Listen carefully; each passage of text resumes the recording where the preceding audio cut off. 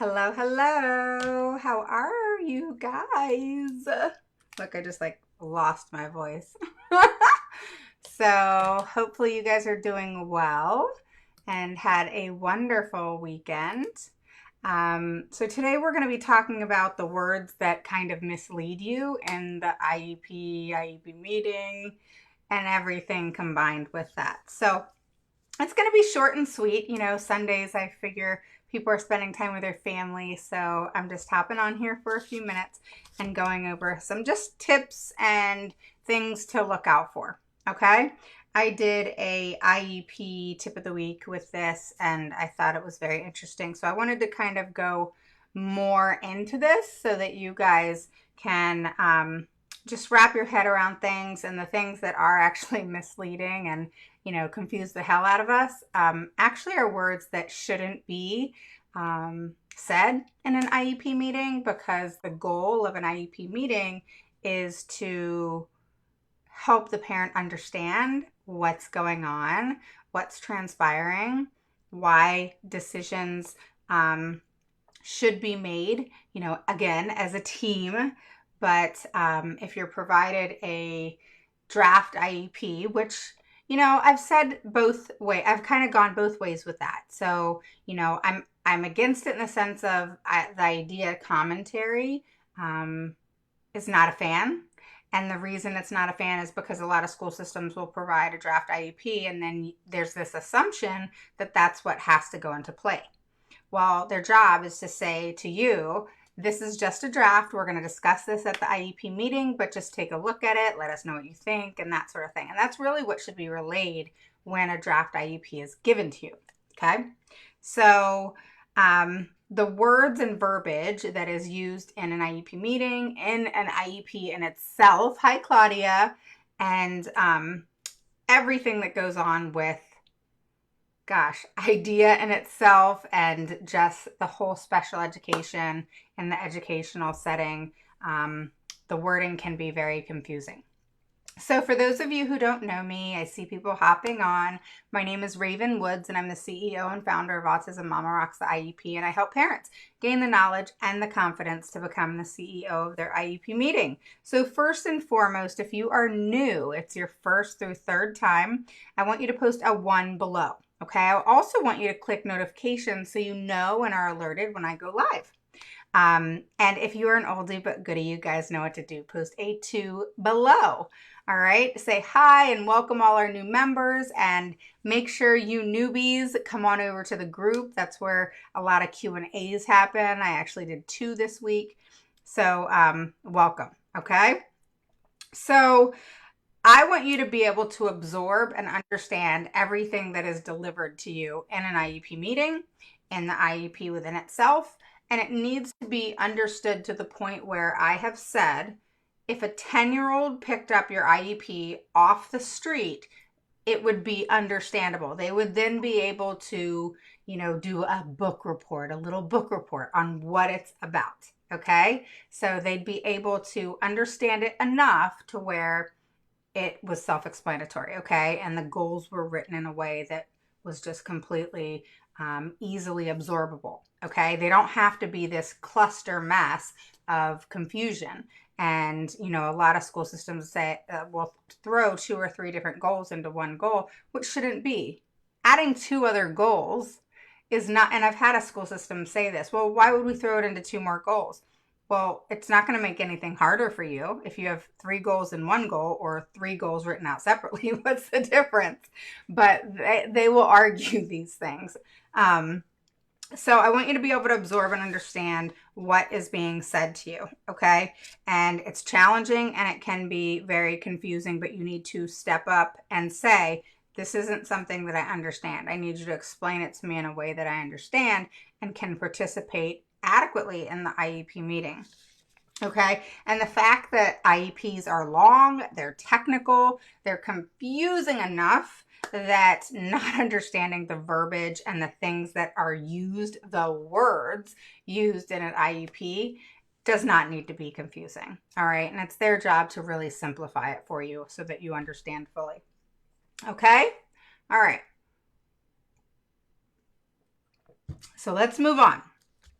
So, like I said in the post, okay, frequency words, all right?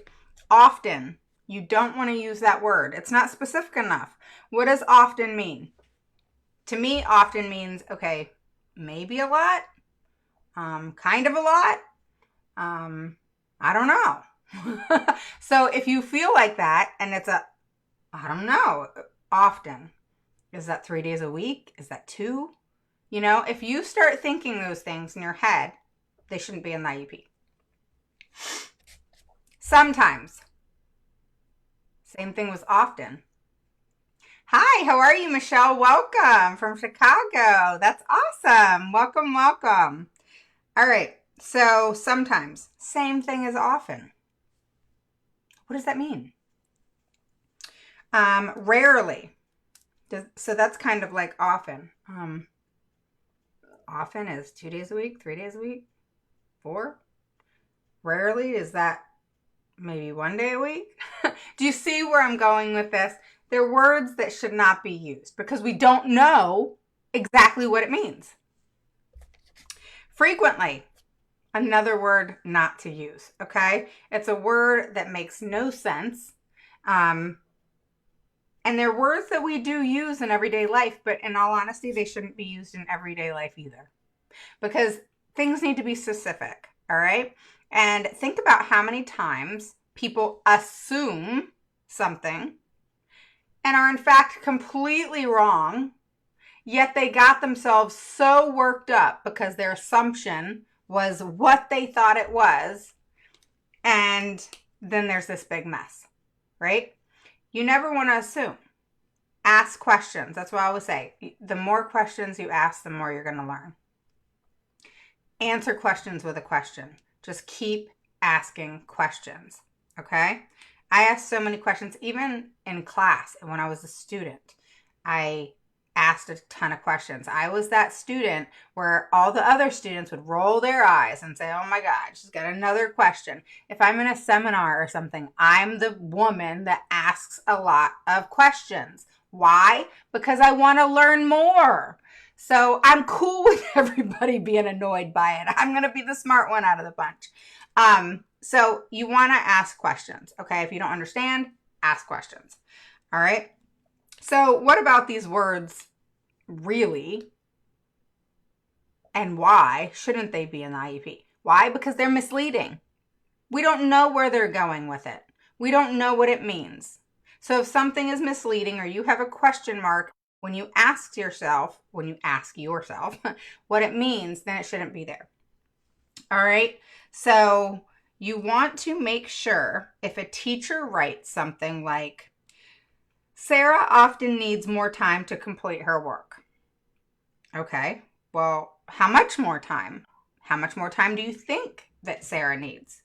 So a lot of people will look past that. A lot of people will say, oh, okay, she needs more time and leave it alone.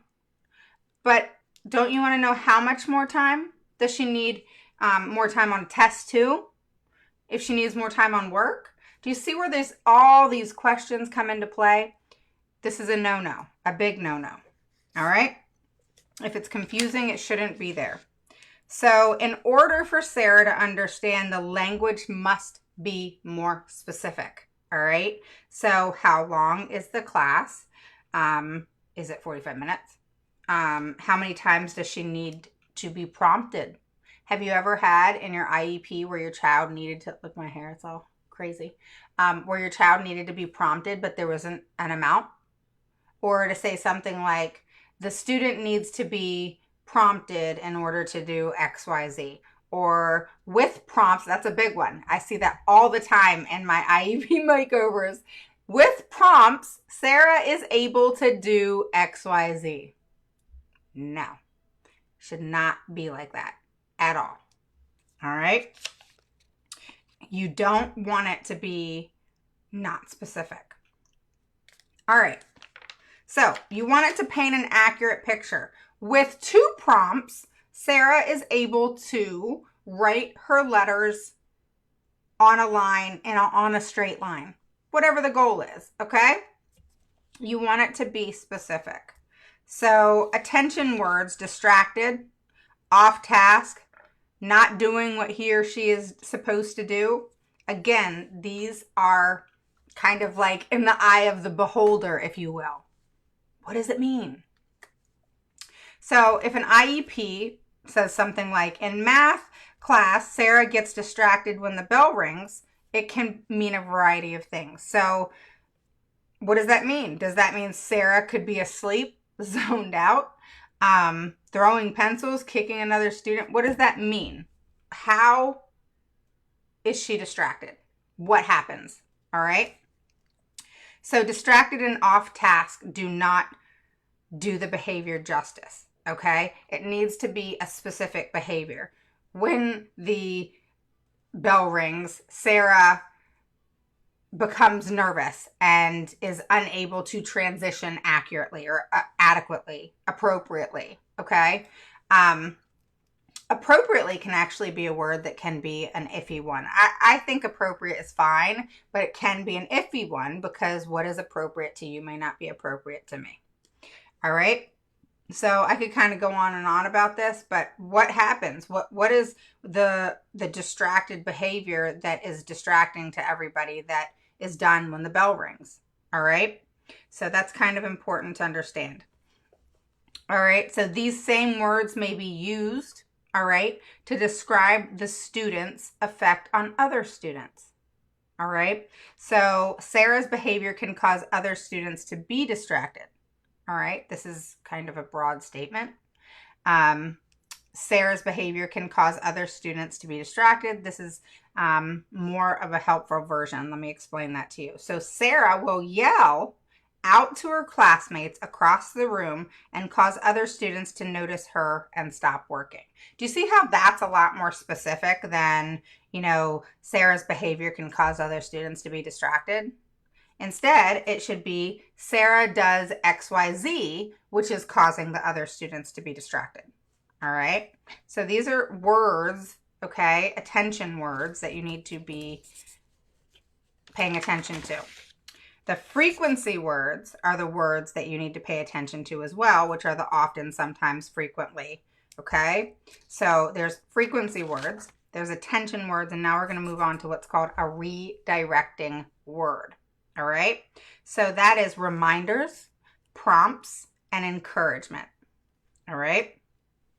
You'll see the word encouragement a lot, guys. So hi, Michelle and Dorothy and Nan and Linda and Tony and Claudia and Kim. So again, guys, when you're new, you post a 1 below. That's your first through third time. We want to get to know you. And make sure you click above for notifications that you'll know when I go live. And if you're an oldie but goodie, post a 2 below. All right. We want to get to know you. Make sure you join the group. Just put in the search bar, Autism Mama Rocks IEP group, and I will gladly accept you into the group. Just make sure you answer all the questions. All right. So reminders, prompts, and encouragement are redirecting words. These words leave a lot to your imagination. So a prompt could be a look, a nonverbal cue. I have my notes here. Look, I have my whole notebook, all right, of notes. All right. So it can be a cue or even a verbal prompt. I want to know what type of prompt is it. I want to know exactly what's being done and how many prompts. All right. Because prompts, believe it or not, are leading to the answer. You only want them leading to the answer for so long before you start to fade out prompts. Okay. So a prompt is important. And a prompt is okay, but you want to know how many. And for example, in your short-term objectives, you should start seeing them fade to end up at the annual goal, which may be at 1 prompt or 0 prompts. Make sense? So it could be 3 prompts, 2 prompts, and then leading to 1 prompt, or it can be 3 prompts, 2 prompts, 1 prompt, and then leading to that 0 prompt. All right, for the annual goal. All right.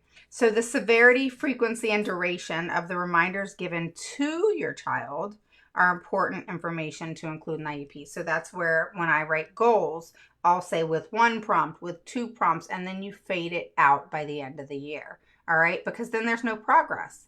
Progress is when things are faded out, added to, all right, or mastered. And so when you add to a goal, so for example, if you start out with single digit subtraction, you move to 2-digit subtraction, you can move to 3-digit subtraction, or you can even go from 1-digit subtraction to 2-digit subtraction, and then 2-digit subtraction to carrying over. All right. So these are goals that can be put in place and gradually be increased because of mastery. All right. But if your child's staying on 3 prompts for a goal, then that is not mastering that goal when they are needing so many prompts. You want to be able to have those prompts fade out, even if it's at a minimal scale for a period of time. All right. So it's the only way to accurately describe their struggles. All right. So typically attention specific, that student will have that throughout the class period. Okay. So what I mean by is it is the only way to accurately describe where they're struggling. So if you're specific and you specifically put in that information, then you're going to see where the progress is made. All right, you're going to see what's being done. So when you go back to the accuracy of the IEP, you see that there's a verbal prompt 3 times to reach the goal. Okay, once that's mastered, then the end of the year goal could be 0 prompts. If you're starting off with 3, then you move on to 2 prompts, master that, 1 prompt, master that, and then 0 prompts. But you need to know how many, so you know that that gradual increase and mastery is happening. And then you also need to know that it's a verbal prompt, or it's, the teacher can put the child's hand on, an item to help guide them. So you want to make sure that you understand what the prompt is. All right. So if you come across some of these vague words, frustrating words, or words that you don't understand, you have to get clarification. You have to understand. Hi, Jessica. Hi, Linda. You want to get clarification as to what does this mean? Why is it so important to have accurate information, clear information, specific information in the IEP? And I always come back to this every once in a while with you guys, because it's so important to understand the tiny little intricacies that go into the IEP that create a overall frustration at the end of the day. So there's all of these things that go into the IEP, and if these little things start adding up, you're going to be extremely frustrated. And, there's so much different types of verbiage that goes into the IEP that creating a space of clarity and it being clear and specific for you to understand is so important. And you need to explain to your team that that's what you expect, and that's how you expect it to be written. All right. So, this morning I added, I think it was, let me see. It was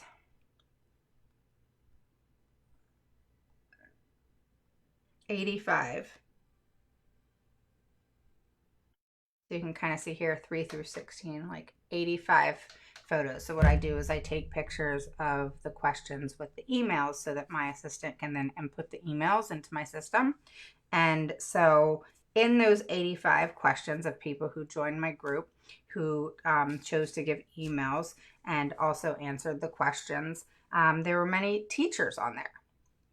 And the teachers said one of the teachers actually said that she wanted to learn how to write an IEP, that she didn't know how to write an IEP, and that she needed to understand better how to write an IEP, and that she was new. And it goes back to show you, how many times I've said that as teachers, I'm a teacher, my daughter's a teacher, I say this all the time, and then I have so many friends that are teachers, and there's tons of teachers on here. And they will all tell you, including myself, that teachers are not taught how to write an IEP in school. It's kind of like, just in my opinion, how kids today should actually learn money and how to budget money and how to write a check or whatever, in regards to that. There should be a class for that, where that's not provided. Well, the same thing, in school when we're going to be teachers and that sort of thing. and there's no class on IEP writing. And even for gen ed teachers, they don't write the IEP, but they participate in the IEP. They participate in the IEP process. And for them not to understand how an IEP should look, or even have some bit of knowledge on how to produce a really good IEP that is clear and concise and specific for the parent and for them to understand it. Because when a special ed teacher creates an IEP, if it's not clear, then if you don't understand it, more than likely I'm not going to understand it. And the gen ed teacher is more than likely not going to understand it either. And if they don't, if we have all these people that are part of the team, the gen ed teacher is part of the team, you, myself, as parents are part of the team. So just because the SPED teacher may or may not understand what she wrote or he wrote, if nobody else on the team understands the specifics or what is said and how it's written in the IEP, there's a big problem there. Because what does that mean? You and I as parents don't understand how to read the IEP, and we're very much part of the team. You have the gen ed teacher, doesn't know how to read the IEP because it was written wrong, and the gen ed teacher has to implement it. So this is why across the board, so many school systems are not implementing the IEP with fidelity, and they're not implementing the IEP as it is written, okay? That is a violation, all right? The IEP is a legal document, and it is, the fact that it can go all the way up to the Supreme Court, it literally goes from, the school system to due process, which is the informal hearing, all right? And then if you want to appeal that, you go to the circuit court, your circuit court, all right? And then it goes from circuit straight up to the Supreme Court.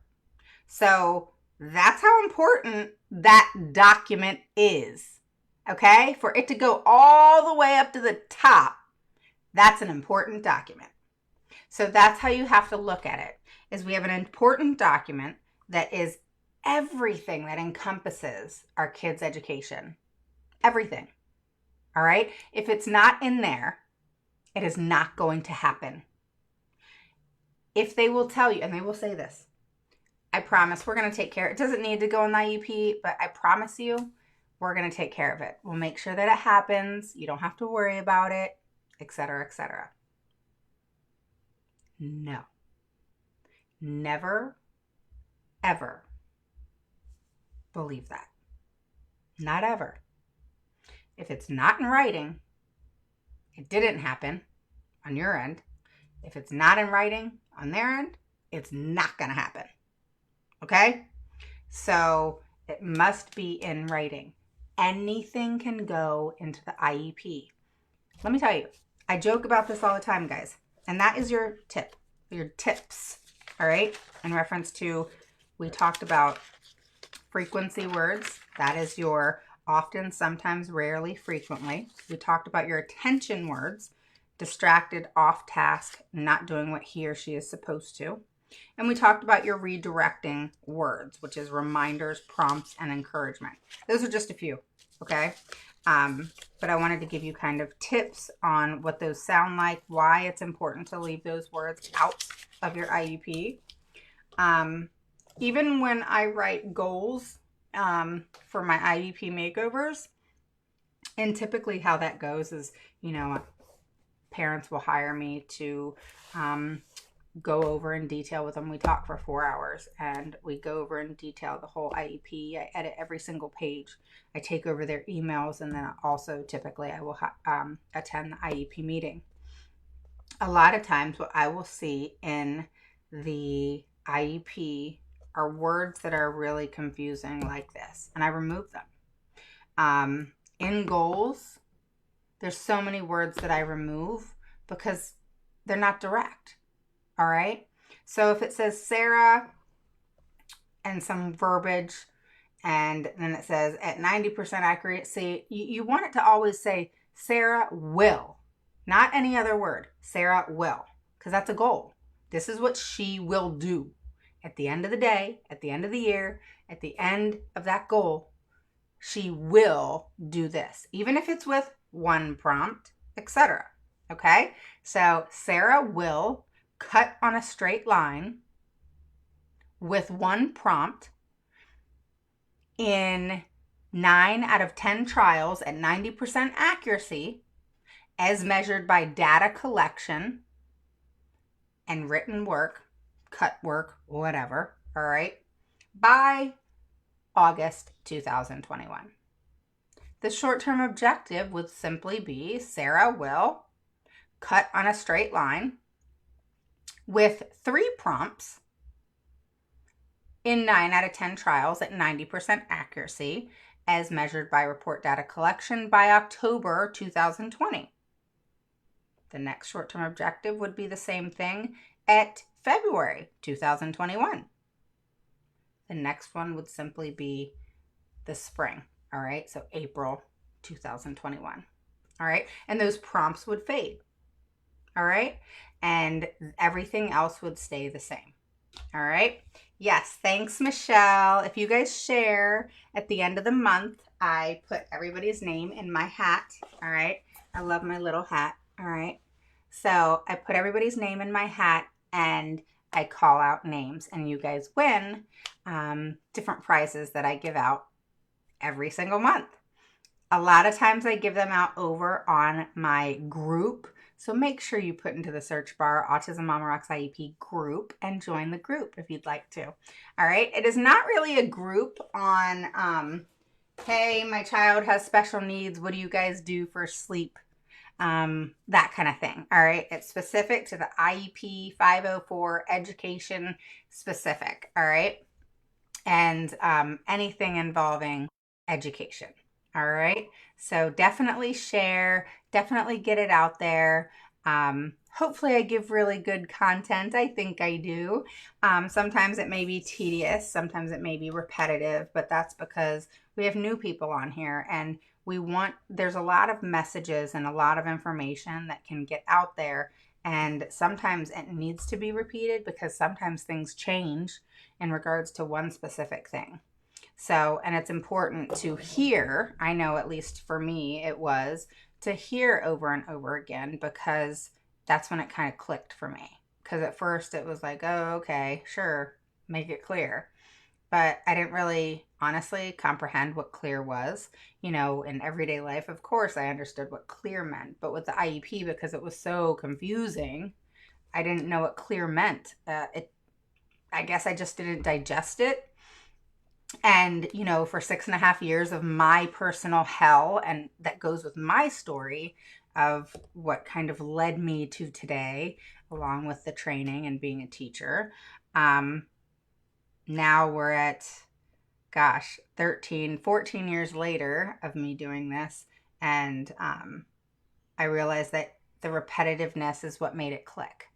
And so it's important to learn more, know more, and always be going for more and knowing and having that knowledge to really become that CEO of the IEP meeting. And I tell people, I'm not joking about that. I'm serious, completely dead serious, of how you need to literally become the CEO of your IEP meeting. And you need to run that meeting so that you have clarity, so that you have understanding.